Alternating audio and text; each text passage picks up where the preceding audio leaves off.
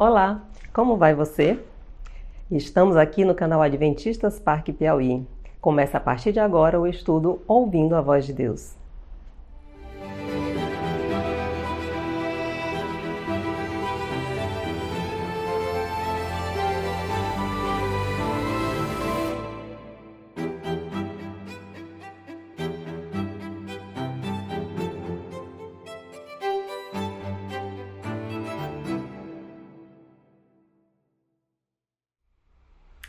Pense na seguinte situação.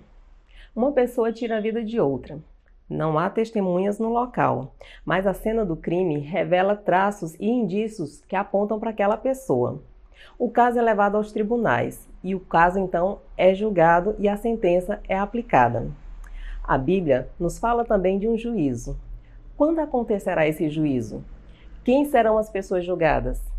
Quem será o juiz? Quais os possíveis vereditos? Descubra no estudo de hoje.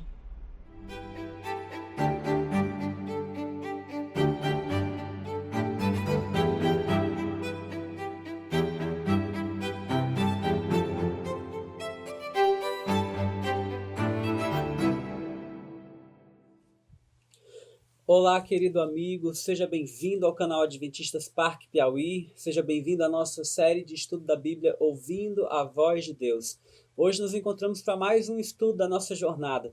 Nós temos aqui ao longo dessas noites construído um conhecimento da Palavra de Deus. Eu quero convidar você a participar comigo nessa noite de mais um tema, onde nós aprenderemos muito sobre a forma como Jesus escolheu para nos salvar, para redimir a humanidade por completo.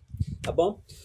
Eu quero já convidar você, como você já sabe, né? Se você tiver alguma dúvida sobre qualquer um dos nossos estudos, inclusive sobre o de hoje, você pode entrar em contato com esse WhatsApp que está aparecendo na sua tela, ou pegar a câmera do seu celular ou dispositivo e ler esse código QR que está aparecendo aí, você vai conseguir entrar em contato conosco, tá bom? Então, se você tiver alguma dúvida, não hesite em nos procurar. E eu já aviso você, convido você a ter um pouquinho mais de paciência hoje, que hoje o nosso tema é muito interessante. Também talvez pode ser um pouquinho mais difícil que os outros. Então eu convido você a ter um pouquinho de paciência, acompanhar. Então, talvez precisarmos ficar um pouquinho mais de tempo que o normal, mas convido você a ter paciência para que a gente possa então aprender sobre um tema muito importante que nós iremos estudar hoje, que é o tema do juízo de Deus. Então, hoje nós vamos descobrir que Deus, na Bíblia, apresentou um juízo que um dia ele fará. Um dia Deus vai julgar o mundo, vai julgar todas as injustiças que existem no mundo. E então, tudo novamente será corrigido de volta ao seu lugar original. Então, eu quero convidar você para estudar comigo esse tema hoje, né? Mas como a gente sempre faz, é o nosso costume aqui, eu também quero convidar você, obviamente, a recapitular comigo o que nós já temos aprendido aqui nos últimos estudos, né? Principalmente no último estudo que foi sobre o santuário de Deus, o tema. Então, no último estudo nós vimos que, vou colocar aqui uma tela maior para você ver, nós vimos que o santuário terrestre foi feito segundo o modelo do santuário do céu. Então, o santuário que Moisés construiu, ele foi segundo o modelo que Deus mostrou para ele. Que modelo era esse? O modelo do santuário que existe no céu, que foi construído pelo próprio Deus e não por nenhum homem. A gente viu que esse santuário era dividido em dois compartimentos, o lugar santo e o santíssimo. Dentro da tenda haviam esses dois compartimentos, lugar santo e lugar santíssimo. E fora da tenda existia uma área externa chamada de pátio, né? Nós vimos que nesse santuário, durante todos os dias o sacerdote oferecia 2 cordeiros, um pela manhã e outro pela tarde. Nós vimos também que no dia da expiação, que acontecia uma vez por ano, era feita a remoção dos pecados. Era o dia da purificação do santuário, também chamada de dia da expiação ou dia do juízo. Então, todos esses 3 termos são sinônimos. Grave essa informação, tá bom? Nós também aprendemos que Jesus hoje não está tirando férias lá no céu sem fazer nada despreocupadamente, mas pelo contrário, ele está atuando no verdadeiro santuário que existe lá. E ele continua trabalhando em prol da minha e da sua salvação. Então Jesus continua trabalhando até hoje pela nossa salvação. Que coisa linda de a gente aprender, né? E a gente viu isso no estudo anterior. Se você não acompanhou, basta voltar no nosso canal aí, procurar o tema 12, o Santuário de Deus, e você pode então acompanhar o que nós aprendemos nesse último estudo, tá bom? Mas hoje nós vamos estudar sobre o juízo de Deus. Mas antes eu quero mostrar para você caso você não tenha acompanhado, né? Uma pequena imagem do santuário, né? Eu falei para vocês que o santuário era composto de uma área externa e uma tenda. Nessa área externa, que é chamada de pátio, ficava o altar do sacrifício, onde os animais eram ali sacrificados, e também ficava uma pia com água, onde o sacerdote lavava as suas mãos. E dentro da tenda haviam dois compartimentos, o lugar santo e o lugar santíssimo. No lugar santo, quem ministrava era o sacerdote. No lugar santíssimo, quem ministrava era o sumo sacerdote, e era só uma vez por ano, para ele fazer então o juízo. Então, grave essa informação. No lugar santo se ministra o sacerdote, aliás, o sacerdote ministra o perdão dos pecados. E lá no lugar santíssimo, o sumo sacerdote, o principal dos sacerdotes, ministrava uma vez por ano o juízo sobre o povo. Tá bom? A purificação do santuário. Então, nós vamos passar adiante agora para nós aprendermos sobre o juízo de Deus. Que juízo é esse, né? Mas antes eu quero convidar você, se vamos abrir a palavra de Deus, a fechar os seus olhos e fazermos uma oração suplicando a Deus sabedoria. Senhor Deus e Pai, nós queremos rogar a Ti, Senhor, que Tu possas nos encher de sabedoria nesse momento ao estudarmos a Tua palavra. E que ao estudarmos, Senhor Deus, esse livro maravilhoso, possamos ser libertos, Senhor Deus, da ignorância do pecado. E que possamos, Pai, renascer para uma vida nova ao Teu lado. Por favor, Senhor Deus, envia o Teu Espírito Santo. Em nome de Jesus nós te rogamos. Amém, Senhor. Bom, nós vamos então aqui para a nossa primeira pergunta a responder de hoje, né? E a primeira pergunta que nós vamos responder é: para onde foi Jesus após a sua ascensão? A gente já até viu isso, né? Já até vimos isso no estudo de ontem, já acabei de mencionar um pouco com vocês. Jesus não foi tirar férias no céu após morrer, ressuscitar e ascender de volta ao céu. Ele foi fazer o que lá então? Ele foi, vamos ver na Bíblia, Hebreus 8, verso 1 e 2 vai dizer assim, ó: ora, o essencial das coisas que temos dito é que possuímos tal sumo sacerdote que se assentou à destra do trono da majestade nos céus como ministro do santuário e do verdadeiro santuário, do verdadeiro tabernáculo, que o Senhor erigiu e não o homem. Então Jesus, após voltar para o céu, ele está ministrando no santuário. Lembra que a gente já mencionou aqui que tudo que acontecia no santuário, inclusive todos os sacrifícios, todas as festas, apontavam para o ministério de Cristo de salvação em favor do homem? Então, desde as festas, por exemplo, a primeira festa que acontecia no ano, lá no santuário em Israel, era a festa da Páscoa. A festa da Páscoa, ela apontava para o sacrifício de Jesus na cruz. O nosso Cordeiro Pascal, o apóstolo Paulo assim vai chamar. Ele era o nosso Cordeiro Pascal, o nosso Cordeiro da Páscoa, aquele que morreu para tirar o pecado do mundo. Então, quando os israelitas comemoravam a Páscoa, eles estavam ali, então, vislumbrando o que Cristo ia fazer na cruz por cada um de nós. Da mesma forma, cada uma das outras festas apontava para um momento do ministério de Cristo. E a festa da expiação, que é o que a gente vai estudar mais hoje, né, o dia do juízo, ele também apontava para um momento do ministério de Cristo, em que Cristo agora assumiria também a função de sumo sacerdote e juiz, e passaria a julgar todo o mundo. Tá bom? Então, vamos ver mais um texto aqui para a gente completar essa informação, né? Hebreus 9, 24. Porque Cristo não entrou em santuário feito por mãos, figura do verdadeiro, porém no mesmo céu, para comparecer agora por nós diante de Deus. Então, queridos, desde que Jesus morreu no ano 31, ascendeu aos céus, e lá então ele agora está no santuário, ele está lá ministrando salvação em nosso favor. Tá bom? Apocalipse 1, verso 12 e 13, nesse texto, o apóstolo João, então, em visão, vê Cristo lá no santuário do céu. Olha o que ele diz. Voltei-me para ver quem falava comigo, e voltado vi 7 candeeiros de ouro, e no meio dos candeeiros um semelhante a filho de homem, com vestes talares e cingido à altura do peito com uma cinta de ouro. Então, olha a figura de Jesus que João vê. Ele vê ele entre os candeeiros de ouro, entre os 7 candeeiros de ouro. Lembra que no lugar santo do santuário havia do lado esquerdo ali um candelabro com 7 tochas de fogo, 7 candeeiros, 7 lâmpadas, seja qual for o termo que você quiser usar. Então, Jesus foi visto lá no santuário celestial entre os 7 candeeiros, ou seja, Jesus estava no lugar santo quando João, então, teve esta visão de Apocalipse capítulo 1, ok? Então, ele está hoje lá, intercedendo em nosso favor. Mas a gente vai ver que na Bíblia existe uma profecia chamada a profecia das 2.300 tardes e manhãs, que ela dá para a gente a data de início do juízo de Deus. Existem profecias na Bíblia que de basicamente dois tipos. Um tipo de profecia chama profecia clássica e o outro chama profecia apocalíptica, tá bom? E eu quero explicar rapidamente para vocês um pouquinho da diferença entre as duas, mas antes eu preciso mencionar alguma coisa.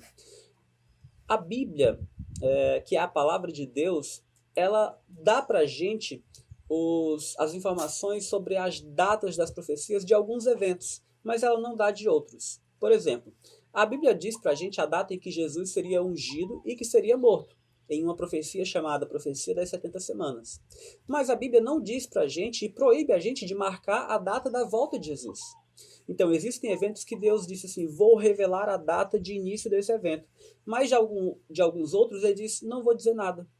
Então, para os que a Bíblia dá a data para a gente tem a liberdade de estudar e compreender.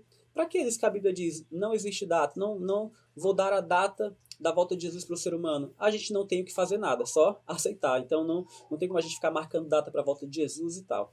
Mas para o dia do juízo, o dia do início do juízo, Deus deu a data para a gente pudesse ficar sabendo quando iniciou o juízo no céu.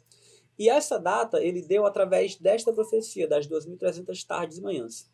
Como eu falei, existem basicamente dois tipos de profecias na Bíblia, profecias clássicas e profecias apocalípticas. As que vão interessar para a gente, nesse momento, são as profecias apocalípticas. Elas estão presentes basicamente nos livros de Daniel, do profeta Daniel, e no livro do profeta João, que é o Apocalipse. Tá bom? Então, esses dois livros são os livros da Bíblia que possuem profecias apocalípticas. E o que essas profecias apocalípticas têm de peculiaridade? Pronto, por exemplo, para começar, elas são profecias dadas em miniatura. Como assim? É uma realidade em miniatura que representa uma realidade maior, superior. Por exemplo, para representar um reino, o livro de Daniel usa o símbolo de um animal.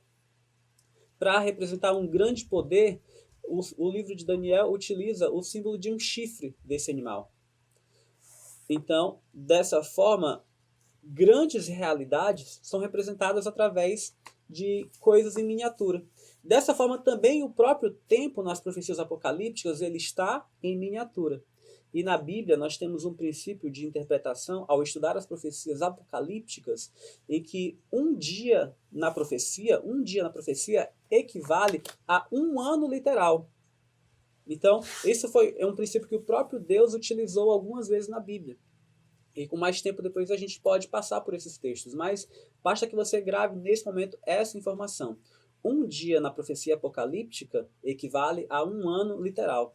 Então nós vamos ver essa profecia e entender um pouquinho melhor sobre ela, tá bom? Daniel 8, 14 e 17. Esse capítulo está falando de um poder que surgiria e ele magoaria os santos do Altíssimo, perseguiria o povo de Deus, se exaltaria até o céu, mudaria os tempos, mudaria a lei de Deus, e ele realmente queria tomar o lugar de Deus com as suas ações. E aí então é feita uma pergunta durante a visão que Daniel está tendo, mas até quando esse poder vai fazer tudo o que quer sem que Deus interfira? E muitas vezes a gente faz essa pergunta para a gente também, né? A gente vê tanta violência, políticos roubando dinheiro, sendo pegos com dinheiro em não sei aonde, na roupa. E aí a gente se pergunta, até quando tudo isso vai durar? A gente sai na rua, levou um tempão para juntar o dinheiro para comprar um aparelho de celular, de repente vem alguém de lá e toma da gente, e a gente se pergunta, até quando isso vai durar? Da mesma forma, Daniel se perguntava, né, mas até quando esse poder vai atuar em nome de Deus, dizendo que é do lado de Deus, mas está perseguindo o povo de Deus? E aí então é dito para ele, olha, até 2.300 tardes e manhãs e o santuário será purificado. Opa, então Deus disse assim, olha, lembra que purificação do santuário quer dizer juízo? Então vão passar 2.300 tardes e manhãs e o juízo será feito. Então a justiça será feita.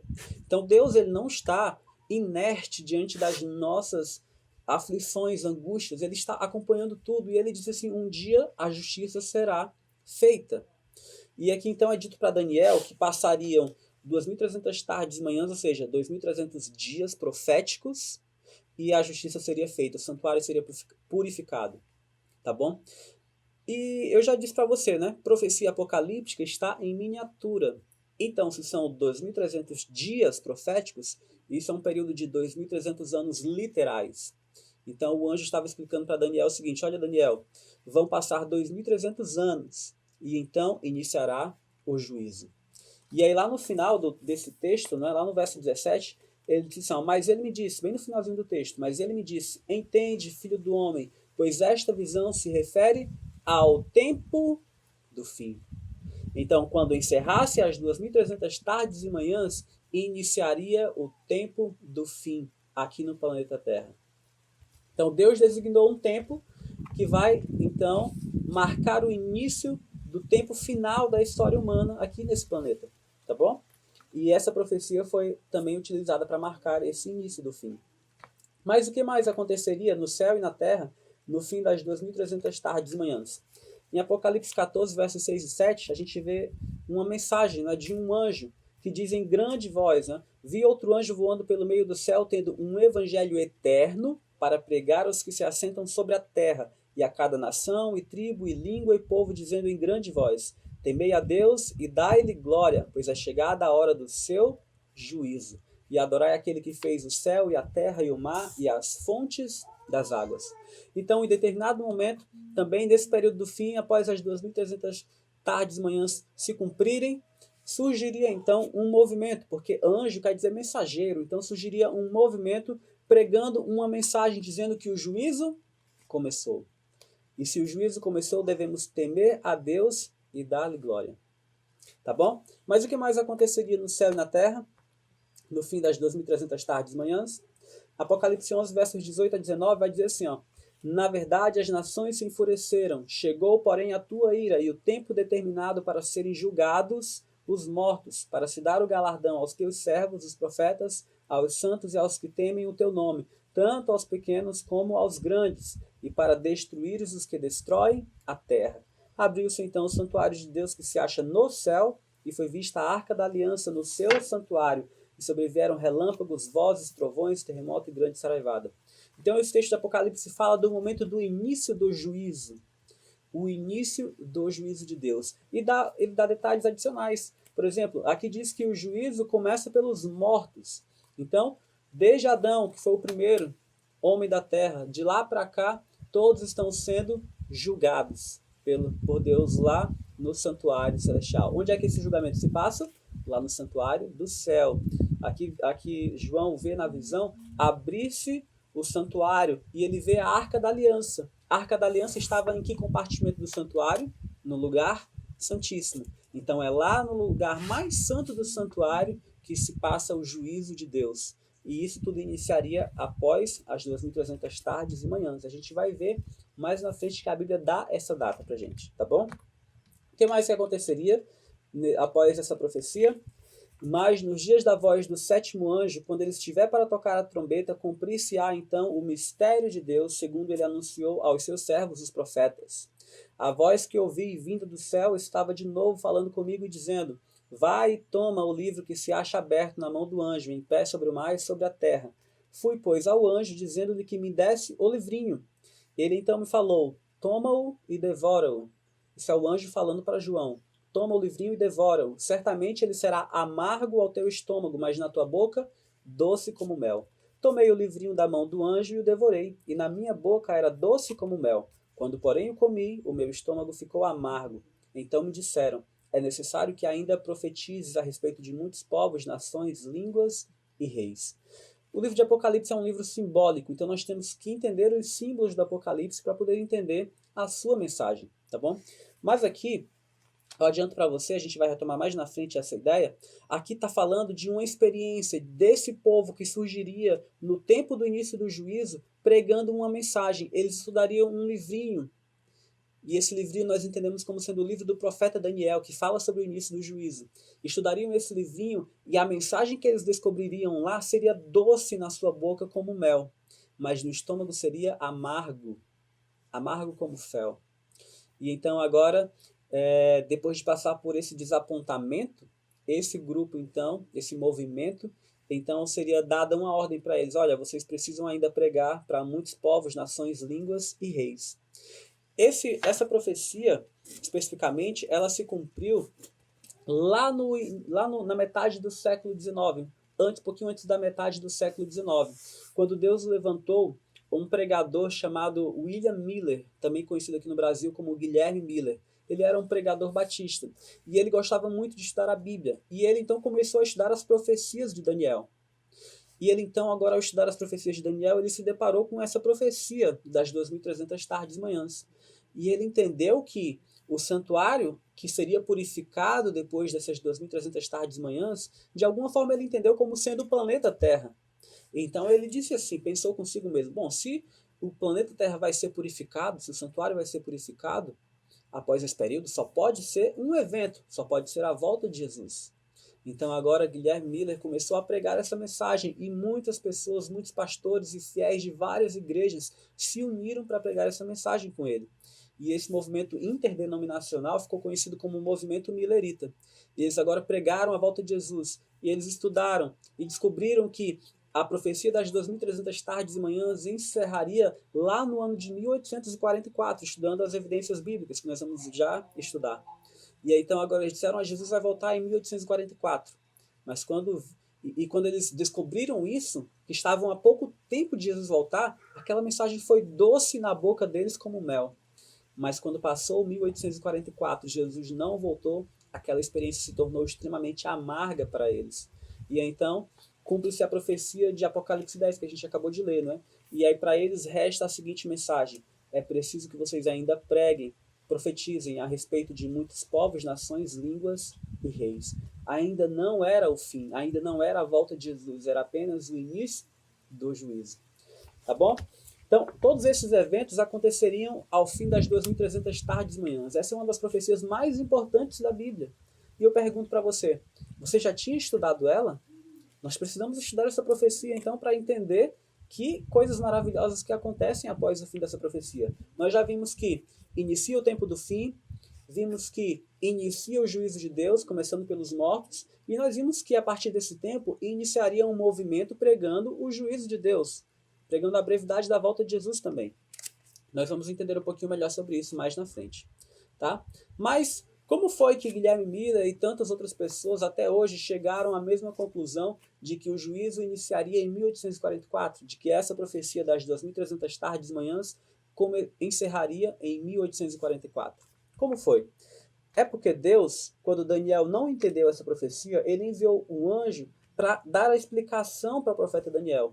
Quando Daniel recebe a visão das 2.300 tardes e manhãs, ele não entende nada. Então Deus envia um anjo para ele, para explicar essa profecia.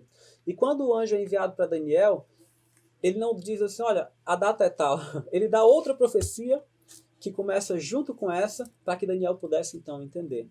E essa profecia, que revela a data do início da contagem dos 2.300 anos, é a profecia das 70 semanas, lá em Daniel 9, 24 a 27. E essa profecia é quem dá para a gente o início da contagem dos 2.300 anos. E a data que é dada para Daniel aqui é exatamente a que está no verso 25, aí na quarta linha do texto. Sabe e entende, desde a saída da ordem para restaurar e para edificar Jerusalém até ao ungido. Então, a profecia iniciaria desde a saída da ordem para restaurar e para edificar Jerusalém. Essa ordem na história foi dada no 7º ano do rei Artaxerxes. E essa profecia, e esse decreto foi então dado no ano 457 a.C. Então, esse era o ponto de partida para o início da contagem dos 2.300 anos. E agora, então, nós partimos de 457 a.C. e vamos chegar exatamente ao ano de 1844. Esse foi o cálculo que os mileritas fizeram. Esse foi o cálculo que até hoje nós também fazemos e encontramos, quem estuda a Bíblia, quem estuda essa profecia faz e encontra o mesmo resultado. Tá bom? Mas, para a gente dar então um vislumbre aqui sobre essa profecia das 70 semanas, né? Essa profecia aponta que exatamente a data da morte de Jesus, a morte do Messias, né? O povo de Daniel estava nesse momento aqui da visão exilado na Babilônia. Eles tinham pecado, tinham abandonado a Deus, e Deus então fez com que os judeus fossem levados cativos para a Babilônia. A cidade foi destruída, os muros foram derribados, o santuário foi queimado. E então agora Daniel está lá, exilado. E Deus então disse, olha Daniel, Vou dar mais uma oportunidade para o povo judeu. Vocês vão ter 70 semanas, ou seja, 490 dias proféticos para que vocês se arrependam. Se vocês não se arrependerem, eu vou rejeitar vocês como nação escolhida. E a gente está falando de profecia apocalíptica. 490 anos representam 490 dias, aliás, proféticos, representam 490 anos literais. Então Deus estava dizendo para Daniel, Daniel, vou dar 490 anos literais para vocês se arrependerem. Se vocês não mudarem de atitude,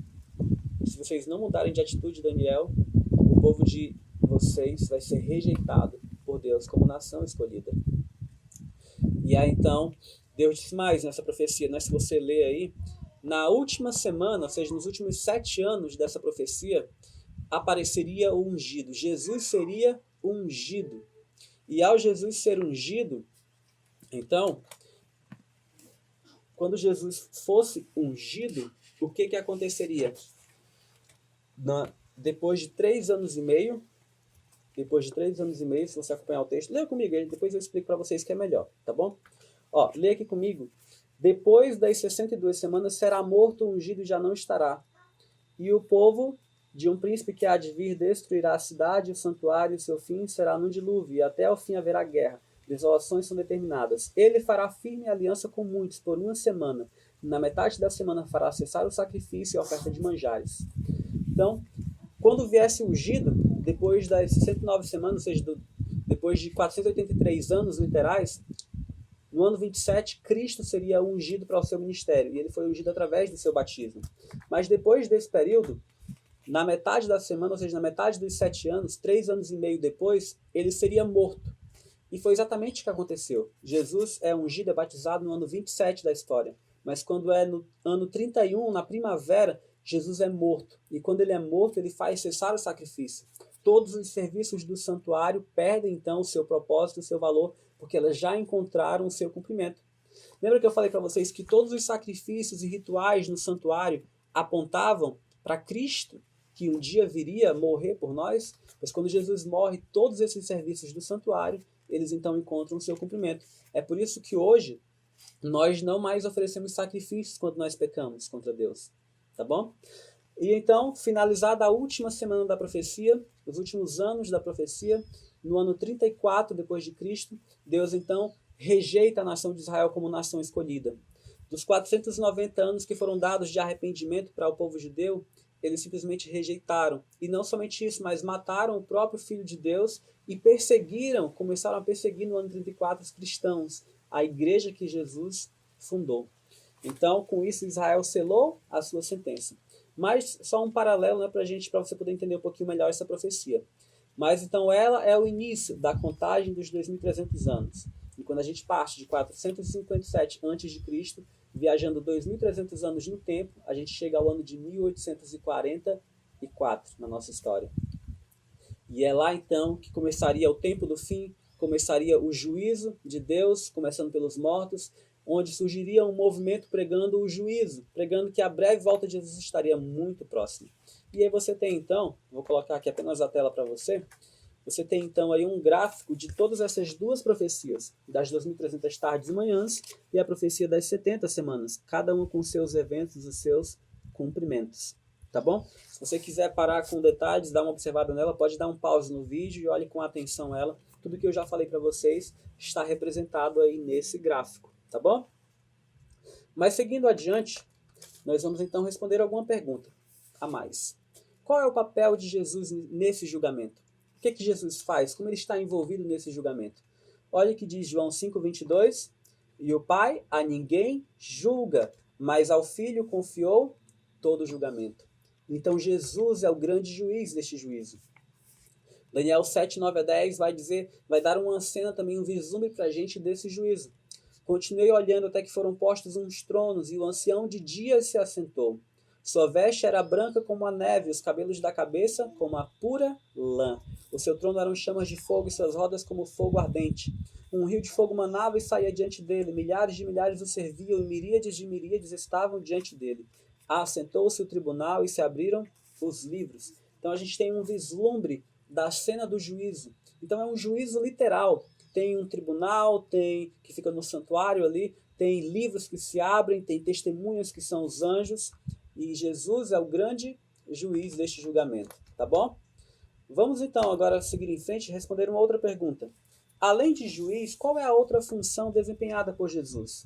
Olha o que diz a palavra de Deus. 1 João capítulo 2, verso 1. Filhinhos meus, estas coisas vos escrevo para que não pequeis. Se todavia alguém pecar, temos advogado junto ao Pai, Jesus Cristo, o justo.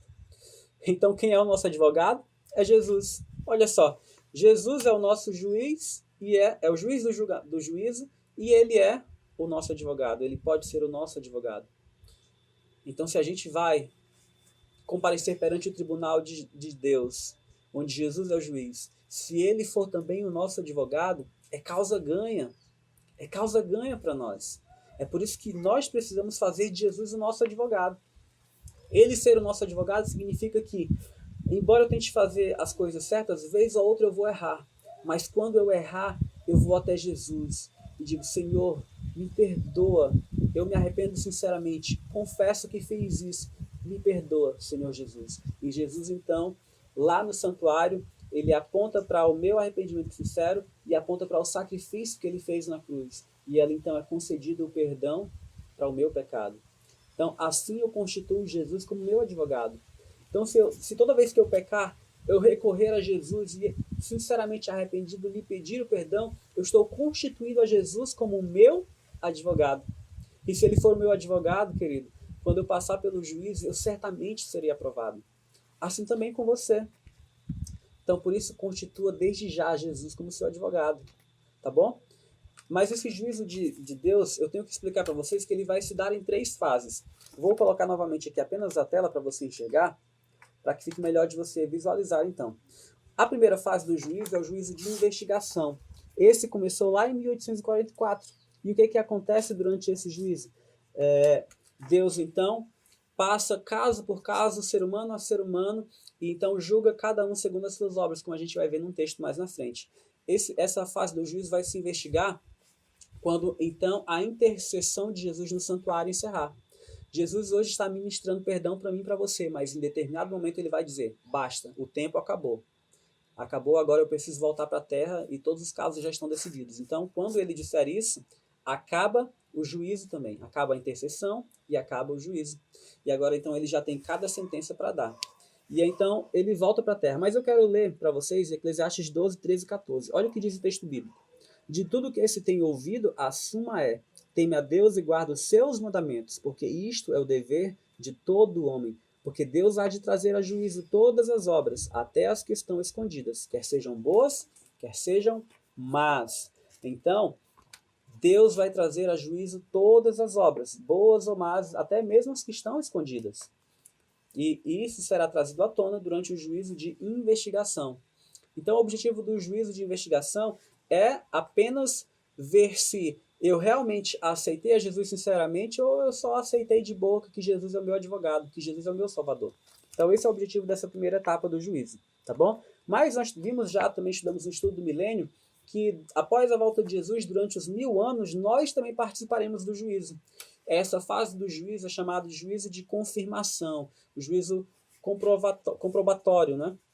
E o que acontece nessa etapa do juízo? Nós, os salvos, teremos a oportunidade de conferir o juízo de Deus e ver como o julgamento dele foi justo. Todas aquelas pessoas que a gente achava que estariam no céu, mas não estão, para nossa surpresa, nós teremos a oportunidade de saber onde foi que elas perderam seu caminho. E aquelas pessoas que a gente não achava que estariam no céu de jeito nenhum, mas vão estar lá, a gente também vai ter essa surpresa, né? E vai ver como ela aceitou também a salvação de Deus ali, então, em algum momento. E por fim, após o fim do milênio, você lembra o que acontece no fim do milênio? Os ímpios se ressuscitam, Satanás os incita a atacar a cidade santa que desceu do céu com os salvos, mas Jesus então faz descer fogo do céu e destrói o diabo, seus anjos e seus seguidores. Essa fase é chamada de juízo de execução, pois é executada a sentença sobre os ímpios. Então, queridos, o juízo de Deus ocorre nessas 3 fases. Se eu um dia aceitei a Jesus e tive meu nome escrito no livro da vida, eu serei julgado, passarei pelo juízo de Deus. Mas se eu nem sequer aceitei Jesus em nenhum momento, eu, pelo contrário, neguei e rejeitei a Jesus por completo, eu nem sequer serei julgado, nem sequer passaria pela primeira etapa do juízo, pois que quem rejeita a salvação de Cristo já está automaticamente condenado. Tá bom? Mas vamos seguir em frente e a gente vai responder. O que Deus julgará? O que vai ser julgado nesse julgamento? Eclesiastes 12:14, a gente já leu, né? Diz que todas as obras serão trazidas à tona, até as escondidas, quer sejam boas, quer sejam más. Então as nossas obras é que serão julgadas. A gente é salvo pela graça, mas nós seremos julgados pelas nossas obras, de acordo com o que a palavra de Deus diz ser uma boa obra ou uma má obra. Tá bom? Então, por que Deus nos salva pela graça e nos julga pelas obras? É porque a gente aceita a salvação pela graça somente demonstrando fé, somente dizendo ter fé. Eu tenho fé em Cristo Jesus, eu aceito como meu Salvador. Mas, e depois disso? Como é que eu demonstro realmente, externamente, que a minha fé era sincera, a minha crença em Jesus como Salvador era real? É através das obras que eu vou manifestar. Se eu manifesto boas obras depois de ser salvo, quer dizer que a salvação que eu aceitei era verdadeira, meu arrependimento era sincero. Mas se eu continuo praticando a mesma vida de antigamente, então quer dizer que foi uma aceitação só de boca, não foi uma aceitação real da salvação. Então é isso que vai ser olhado no juízo. Quem realmente aceitou de verdade a salvação e quem só estava fingindo, né? Mas de que modo seremos julgados? Olha o que diz Apocalipse 20:12. Vi também os mortos, os grandes e os pequenos, postos em pé diante do trono. Então se abriram livros. Ainda outro livro, o livro da vida, foi aberto, e os mortos foram julgados segundo as suas obras, conforme o que se achava escrito nos livros.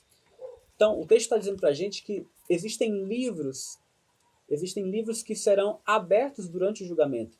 Um livro se chama o livro da vida. Esse Jesus disse que quando nós aceitamos a Jesus como nosso Salvador e somos batizados, o nosso nome é escrito no livro da vida do Cordeiro. É o livro da salvação. Todos aqueles que aceitaram a salvação têm o seu nome escrito no livro da vida. Mas também existem outros livros. Nós vimos aqui que tem livros que contêm o registro das nossas obras. Então todas as nossas obras, nossos pensamentos são registrados pelos anjos de Deus que estão ao nosso lado, e eles então ficam lá no céu guardados para o momento do nosso juízo. Então isso quer dizer que Deus ele coloca um anjo do nosso lado, mas esse anjo não apenas nos protege do mal, mas ele também registra cada uma das nossas ações. E quando chegar o nosso nome a ser passado diante de Deus, lá no juízo, no santuário, então o nosso livro será aberto. E ali serão vistas as nossas ações. Aí eu quero dizer uma coisa para você. Você pode ficar com medo agora, meu Deus, mas e tudo que eu já fiz de ruim vai estar registrado ali naquele livro, o que vai ser de mim? Mas eu quero dizer para você uma coisa muito boa, e a gente já viu isso aqui. Quando nós nos arrependemos dos nossos pecados, e nós sinceramente pedimos perdão a Deus, Ele nos perdoa, lança os nossos pecados nas profundezas do mar, e lá no livro dos céus, o nosso registro de pecado, ele é apagado. E nós ficamos com o registro limpo lá no céu. É por isso, querido, que eu insisto com você. Se você ainda mantém algum pecado acariciado, escondido, confesse para Jesus. Arrependa-se sinceramente para que ele possa apagar esse registro lá do seu livro no céu. Para que quando você for passado no juízo, você esteja aprovado. Tá bom? Vamos responder mais uma pergunta. Quantos comparecerão perante o tribunal de Cristo? É outra questão que a gente tem para responder. Segundo Coríntios 5, verso 10 diz assim: porque importa que todos nós compareçamos perante o tribunal de Cristo, para que cada um receba segundo o bem ou o mal que tiver feito por meio do corpo. Então, queridos, todos comparecerão ao tribunal de Deus, do mais rico ao mais pobre, do mais exaltado líder religioso da terra até o mais humilde servo. Todos comparecerão diante do tribunal de Deus, do escravo ao livre. Todos estarão lá. Todos terão seu nome lançado diante do juízo e serão julgados de acordo com as suas obras, de acordo com o que fizeram por meio do corpo. Então essa é a cena, né? Um dia todos nós estaremos ali. Claro que o julgamento ocorre no céu, nós não estaremos ali presencialmente, mas os nossos registros nos livros estarão escritos lá. Ok? Vamos então para responder a nossa penúltima pergunta de hoje. O que nós devemos fazer para ser aprovados no juízo? Aliás, eu estou com medo. Eu preciso ter medo do juízo? Ó, querido, você vai ver com esse texto que a gente não precisa ter medo do juízo. Sabe por quê? Olha o que diz Romanos 8:1. Agora, pois, já nenhuma condenação há para os que estão em Cristo Jesus. Se você está com Cristo, você permanece com Cristo, você não tem que ter medo do juízo, pois se estamos com Cristo, não tem condenação para nós. Lembra daquele ditado popular que diz assim, ó, quem não deve, não teme? Também é real no juízo de Deus. Se nós estamos com Cristo, nós não temos o que temer. Quem tem medo do juízo é quem sabe que está errado. E se você está errado em alguma parte da sua vida, meu amigo, convido você, abandone isso, rejeite isso, volte-se para Jesus, peça perdão pelos seus pecados, Ele vai lhe perdoar. E agora você permaneça com Ele e nenhuma condenação haverá para você. Então nós podemos estar certos de que o nosso advogado, Jesus, se você constituir Jesus como seu advogado, a aprovação no juízo é certa. Mas, e no final das contas, qual é que é a norma pela qual nós seremos julgados? Porque se eu cometo uma infração de trânsito, eu sou julgado de acordo com o Código de Trânsito. Se eu cometo ali uma contravenção penal, eu sou julgado de acordo com o Código Penal brasileiro. Mas e no juízo de Deus, qual é a norma pelo qual seremos julgados? É o último texto que eu quero ler com vocês. Pois qualquer que guarda toda a lei, mas tropeça em um só ponto, se torna culpado de todos. Porquanto aquele que disse não adulterarás, também ordenou não matarás. Ora, se não adulteras, porém matas, vens a ser transgressor da lei. Falai de tal maneira e de tal maneira procedei, como aqueles que hão de ser julgados pela lei da liberdade. Então, a norma pelo qual nós seremos julgados é a lei da liberdade. E olhando o texto, que lei é essa, a lei da liberdade? Nós vemos aí 2 mandamentos dessa lei: não adulterarás e não matarás. Então, a lei pelo qual seremos julgados, essa lei da liberdade, é a lei dos 10 mandamentos. Lembra que a gente viu que a única parte da Bíblia que não foi escrita por homens, mas escrita pelo próprio dedo de Deus, foram as 2 tábuas dos 10 mandamentos? E eu disse para você, olha, guarde essa informação. Se foi o próprio Deus que escreveu, é porque isso é muito importante para ele. E realmente é. Porque segundo essa lei, segundo essa norma é que nós então seremos julgados. É olhando para essa norma que nós então podemos ver, estamos errados, estamos certos, estamos fazendo boas obras ou fazendo más obras. Então essa é a norma do juízo. E a gente já leu um texto, né, de Eclesiastes 12, 13 e 14, mas eu quero reler para a gente encerrar. De tudo que se tem ouvido, a suma é: teme a Deus e guarda os seus mandamentos, porque isso é o dever de todo homem, porque Deus há de trazer a juízo todas as obras, até as que estão escondidas, quer sejam boas, quer sejam más. Então, queridos, de tudo que a gente ouviu até aqui, o resumo, a suma é: teme a Deus e guarda os seus mandamentos. Isso é o dever de todo homem, de toda a humanidade. Não é o dever só do judeu guardar os mandamentos. Não é o dever só do brasileiro, do americano, de quem mora no Vaticano. É o dever de todo homem. Todo ser humano tem o dever de temer a Deus e guardar os seus mandamentos. E por esses mandamentos nós seremos julgados. Então, se você até hoje tinha medo do juízo, eu quero convidar você, meu amigo, a afastar da sua mente esse medo. Basta que você permaneça em Jesus. É por isso que eu sempre convido, meu amigo, entregue a sua vida para Jesus. Faça dele o seu advogado e você não tem por que temer o juízo, porque você será com certeza aprovado. E depois de ouvir tudo isso, eu quero convidar você a tomar uma decisão. Você precisa tomar uma decisão. Depois de tudo que você escutou aqui, não dá para ficar na mesma. Precisamos tomar uma iniciativa, pois se nós não tomarmos essa iniciativa, o que será de nós no juízo? É por isso que eu quero convidar você a, nesse momento, olhar para a tela com muita atenção e tomar a seguinte decisão. Diga assim com você mesmo, para você mesmo: desejo obedecer à palavra de Deus e aos seus mandamentos. E mais, aceito Jesus como meu Salvador e o constituo como meu advogado pessoal. Oh, meu amigo, assim como eu, muito mais do que eu, Jesus está disposto a ouvir da sua boca, do seu coração, essas palavras. Ele quer muito que você tome a decisão por fazer dele o seu advogado pessoal, por desejar seguir uma vida de obediência à palavra dele, aos seus mandamentos. Nós já vimos que a salvação é muito fácil de aceitar, mas se nós não permanecermos em Cristo, é muito fácil de perder também. E somente permanecendo em Cristo é que nós seremos aprovados no juízo. Então convido você não quer ser aprovado no juízo de Deus? Não quer estar do lado dos salvos quando o juízo final for derramado sobre a terra? Se você deseja isso, aceite Jesus como seu Salvador. Esse é o único caminho, esse é o único meio. Nenhum outro nome dado sobre a terra pode nos fazer ser salvos, apenas o de Jesus Cristo. E é por isso que eu apelo ao seu coração hoje. Não deixe que ninguém tire de você essa decisão. Não deixe que ninguém tome por você. Não deixe que ninguém te faça perder a eternidade. Você mesmo, tome a decisão ao lado de Cristo. Fale com Ele em oração. Senhor, eu aceito. Você está vendo esse número aparecendo aí na sua tela? Envie uma mensagem para a gente agora mesmo. Eu aceito a Jesus como meu advogado pessoal. Eu aceito a salvação. Eu quero ser aprovado no juízo. Envie essa mensagem para a gente. Nós vamos atender você imediatamente. Jesus já fez tudo o que precisava fazer pela nossa salvação. Ele nos deu tudo o que nós precisávamos para ser salvos e aprovados no juízo.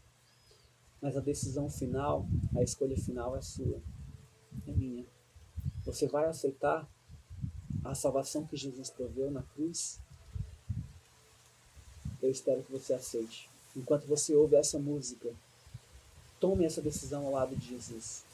Tome essa decisão ao lado dele. Essa é a minha oração por você, em nome de Jesus. Que Deus te abençoe.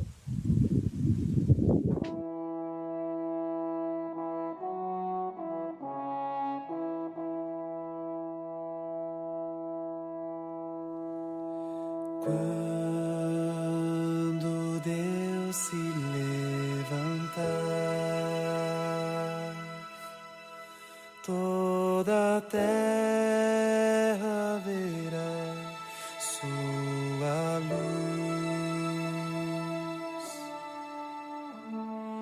Vem em glória resgatar todo aquele que aceitar Jesus. Com força e majestade, reflete ao mundo seu poder. E os que viverão na verdade irão a vida receber. Todos os homens, fracos ou fortes, simples ou nobres, irão se curvar diante do trono daquele que vive, que veio ao mundo morrer e salvar.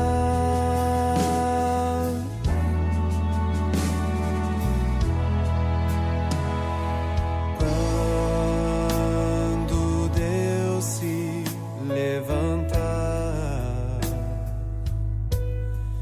todo ouvido ouvirá sua voz. Sua glória mostrará, seu poder refletido em nós. A morte foi vencida, a tempestade terminou, a esperança encontra a vida, a eternidade começou.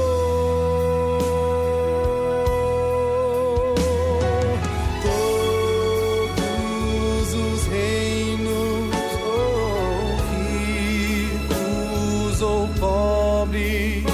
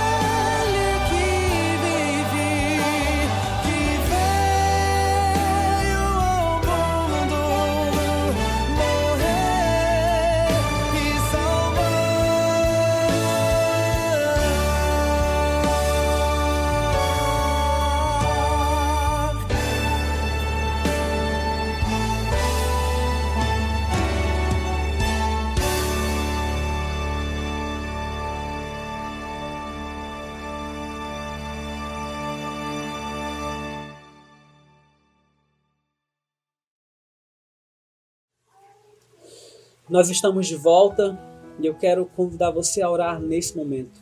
Que Deus seja louvado pela sua decisão. Tenho certeza que você do outro lado refletiu, você tomou a decisão ao lado de Jesus. Deus seja louvado por isso. Permaneça em Cristo agora, meu amigo. Feche teus olhos nesse momento e vamos falar com Deus. Santo Deus, amantíssimo Pai, nós agradecemos, Senhor Deus, pela salvação provida em Cristo.